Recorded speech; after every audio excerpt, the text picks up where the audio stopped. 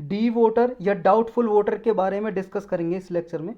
Doubtful का मतलब है संदेह। ऐसा वोटर, जैसे मान लो कोई सिटीजन है, अभी नागरिक है भारत का और उसे वोट देने का अधिकार है, लेकिन उस पर सस्पेक्ट हो जाता है, संदेह हो जाता है, डाउटफुल है जी उसके बारे में कोई पर्सन हमारे इंडिया में या कोई भी अथॉरिटी, गवर्नमेंट, तो उसे डाउटफुल वोटर की तरह डिक्लेयर कर देते हैं। पूरा प्रोसेस जानेंगे जी, अभी ओवरव्यू लिया।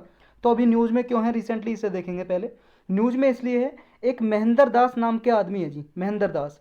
ये लास्ट फॉरनर है जी, जो एक असम में जी 6 डिटेंशन केंद्र है जी, सेंटर, डिटेंशन सेंटर, मतलब असम में जी 6 डिटेंशन सेंटर हैं जिनमें लोगों को कैद करके रखा जाता है जो ऐसे डाउटफुल वोटर या फॉरनर होते हैं जी। तो उनमें से एक है जी डिटेंशन सेंटर, जिसमें लास्ट आदमी था महेंद्र दास का। तो ये फॉरनर की तरह डिक्लेयर किया हुआ था वहाँ पे गवर्नमेंट ने, तो इसको अभी रिलीज़ किया है। बाकी के 5 जो डिटेंशन सेंटर हैं जी, उसमें 170 और लोग वहाँ पे कैद हैं अभी असम में। तो ये महेंद्र दास थे जी, इनको डी वोटर डिक्लेयर कर दिया था 2015 में गवर्नमेंट ने, समझे। महेंद्र दास को 2015 में डाउटफुल वोटर घोषित कर दिया था। बाद में इसको फॉरनर डिक्लेयर कर दिया। फॉरनर का मतलब आपको पता है जी, विदेशी। देखो डाउटफुल, पहले डाउट हुआ जी सिटीजन पे कि ये हमारा नागरिक है या नहीं है, उसके बाद डाउट होने के बाद अगर डाउट हो जाता है क्लियर, तो फिर उसे फॉरनर ही डिक्लेयर कर देते हैं, विदेशी। अब विदेशी हो गया, इसका मतलब हमारा नागरिक है ही नहीं, और फिर वोटर कैसे होगा जी, जब हमारा नागरिक ही नहीं है देश का तो वोट कैसे कर सकता है। तो उसे फॉरनर बाद में डिक्लेयर कर देते हैं जी। ये वन साइडेड डिसीजन होता है जी। कौन लेता है इस डिसीजन को, एक ट्राइब्यूनल बनाई हुई है जी, फॉरनर्स ट्राइब्यूनल। तो 2019 में जी डिक्लेयर कर दिया था एज ए फॉरनर इसे। पहले डी वोटर डिक्लेयर किया 2015 में, फिर 2019 में फॉरनर ट्राइब्यूनल है जी। एक मान लो जी एक कोर्ट की तरह होते हैं जी ट्राइब्यूनल, फैसले वगैरह डिसीजन सुनाते हैं।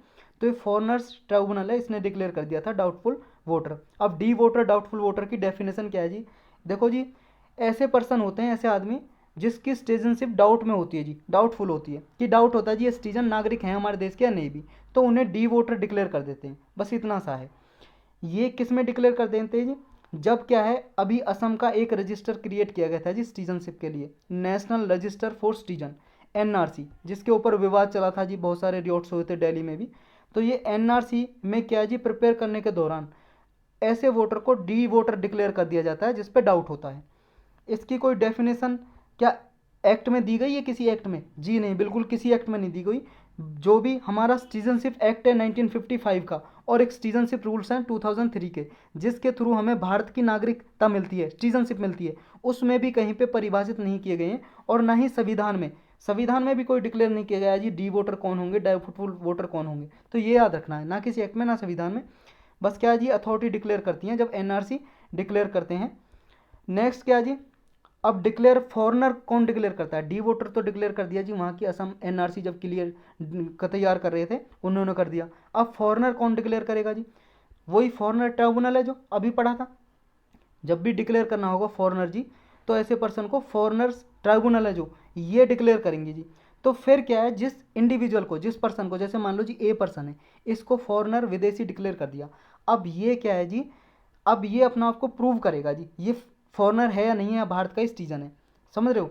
तो ये कब करते हैं जी, फॉरनर डिक्लेयर तब करते हैं, देखो जैसे असम में जी डिटेंशन केंद्र बनाए हुए हैं, तो वहाँ पे असम की पुलिस है जी, जैसे असम की स्टेट पुलिस है, और बॉर्डर विंग है उसकी। बॉर्डर विंग का मतलब असम का जो स्टेट है जी हमारा, उसके बॉर्डर पे, असम के बॉर्डर पे वो स्टेट पुलिस है जो वो सुरक्षा के लिए गश्त करती रहती है, पेट्रोलिंग।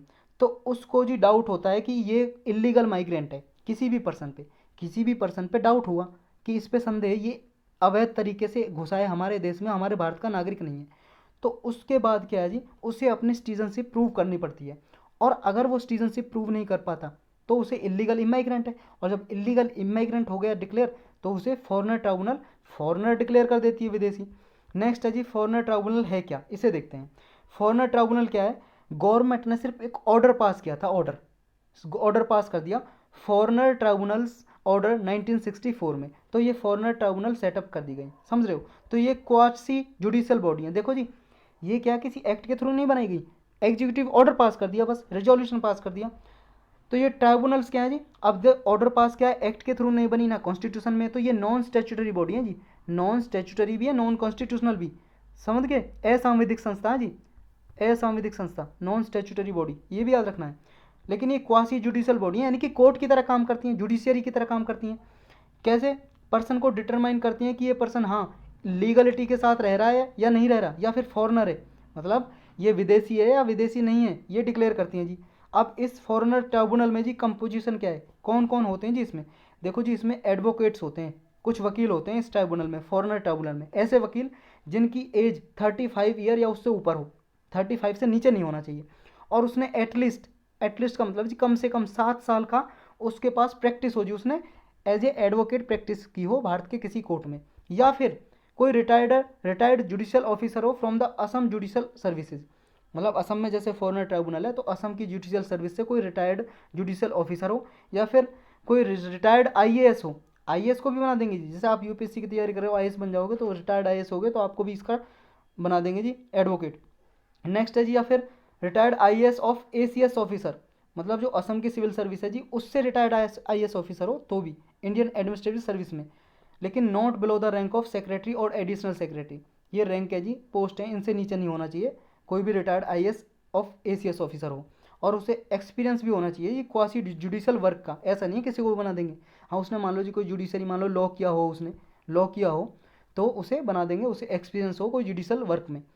नेक्स्ट है जी, अब कौन सेटअप करता है जी ये ट्राइब्यूनल, इन ये फॉरेन ट्राइब्यूनल ऑर्डर तो पास किया था 1964 में, अब इन्हें बनाता कौन है ट्राइब्यूनल को? बनाती है जी मिनिस्ट्री ऑफ होम अफेयर्स, ये बनाती है जी। इसने अमेंड किया था 1964 के एक्ट को, समझ गए, ये इसने अमेंड किया था, मतलब जो ऑर्डर पास किए थे ना गवर्नमेंट ने 1964 ने, इसने संशोधन किया मिनिस्ट्री ऑफ होम अफेयर्स ने। पहले तो सिर्फ यूनियन गवर्नमेंट बनाती थी यानी कि होम अफेयर्स, लेकिन इसने 1964 में संशोधन करके डिस्ट्रिक्ट मजिस्ट्रेट को पावर दे दी। हर एक स्टेट में या यूनियन टेरिटरी में कोई भी बना सकता है जी, जो डिस्ट्रिक्ट मजिस्ट्रेट होते हैं, डीएम होता है जी डिस्ट्रिक्ट मजिस्ट्रेट, वो बना सकते हैं फॉरेनर ट्राइब्यूनल, समझ गए, किसी भी स्टेट में, किसी भी राज्य में, किसी भी केंद्र शासित प्रदेश में यानी कि यूनियन टेरिटरी में। तो ये क्वासी जुडिशियल बॉडीज होती हैं जी, ये पर्सन को जो रह रहे होते हैं लीगली इंडिया में वो फॉरेनर हैं या नहीं है ये डिसाइड करती हैं कौन? Foreigner tribunal, foreigner tribunal. और कौन कौन बना सकता है जी? डिस्ट्रिक्ट में जो डीएम होता है या यूनियन टेरिटरी में, मतलब जो स्टेट में या यूनियन टेरिटरी में जो भी डिस्ट्रिक्ट होते हैं डिस्ट्रिक्ट मजिस्ट्रेट वो बना सकते हैं। पहले क्या होता था, सिर्फ सेंट्रल गवर्नमेंट ही बना सकती थी फॉरेन ट्राइब्यूनल, लेकिन इसमें मिनिस्ट्री ऑफ होम अफेयर्स ने इस ऑर्डर में जी 1964 में संशोधन करके ये पावर डिस्ट्रिक्ट मजिस्ट्रेट को भी दे दी।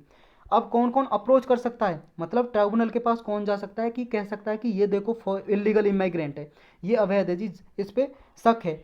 देखो जी पहले तो सिर्फ क्या जी स्टेट एडमिनिस्ट्रेशन जा सकता था, स्टेट गवर्नमेंट का कोई ऑफिसर जा सकता था ट्राइब्यूनल के पास, किसी इंडिविजुअल के पास किसी पे शक है, मान लो कोई ए आदमी हमारे यहाँ पे कोई घूम रहा है जी इंडिया में, उस पर सस्पेक्ट है, तो ये फॉरेनर ट्राइब्यूनल के पास जा सकता है शिकायत करने के लिए, कंप्लेंट करने के लिए। लेकिन ये 2019 में जी अमेंडमेंट किए इस ऑर्डर में जी, फॉरेनर्स ट्राइब्यूनल ऑर्डर में। अब क्या है जी, सब कोई भी इंडिविजुअल, आप भी जा सकते हो, आप भी मान लो किसी पर शक है आपको ये हमारे भारत का नहीं है, इलीगल इमाइग्रेंट है, अवैध तरीके से रहता है, कुछ नुकसान कर सकता है, टेररिस्ट एक्टिविटी कर सकता है, तो आप फॉरेनर ट्राइब्यूनल में जाके बता सकते हो जी, या फिर पुलिस को इन्फॉर्म कर सकते हो, पुलिस जाएगी फॉरेनर ट्राइब्यूनल के पास केस लेके और इसे फॉरेनर डिक्लेयर कर देगी जी, ये फॉरेनर ट्राइब्यूनल। तो ये सारा प्रोसेस है जी इसमें, बस इतना ही था इसमें।